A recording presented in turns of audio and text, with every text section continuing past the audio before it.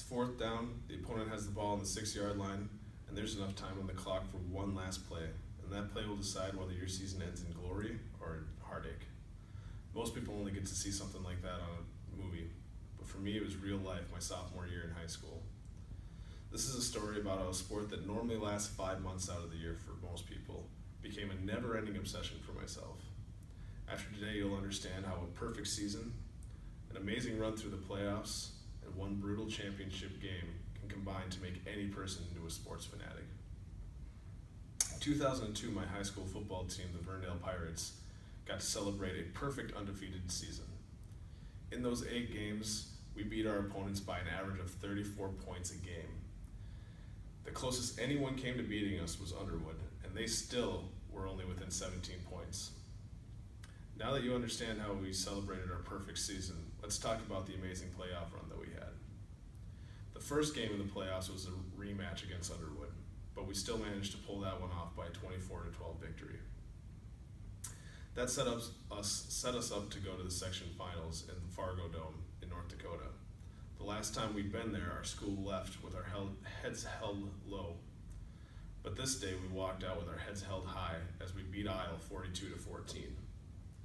After we beat Leroy Ostrander, it set up our chance to go to the section semifinals, the state semifinals.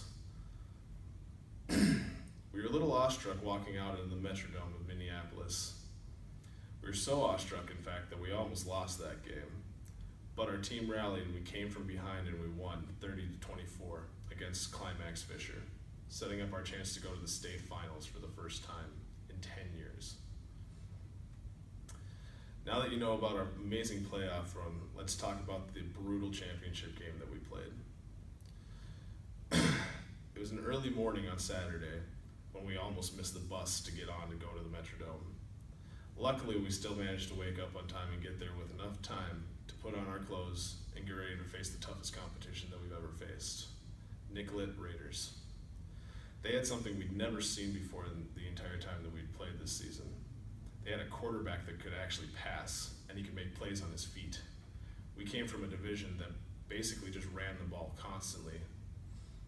So this was something that we'd never faced before, and we'd have to find a way to overcome it. And we managed to. After 3 long, grueling hours, we were in the lead, 21-14. Nicollet had the ball, though. They were on the 6-yard line, and there was enough time on the clock for one last play. There was complete silence in the stadium when they hiked the ball, but our defensive line surged forward, putting on pressure. The quarterback managed to step up in the pocket and make the pass.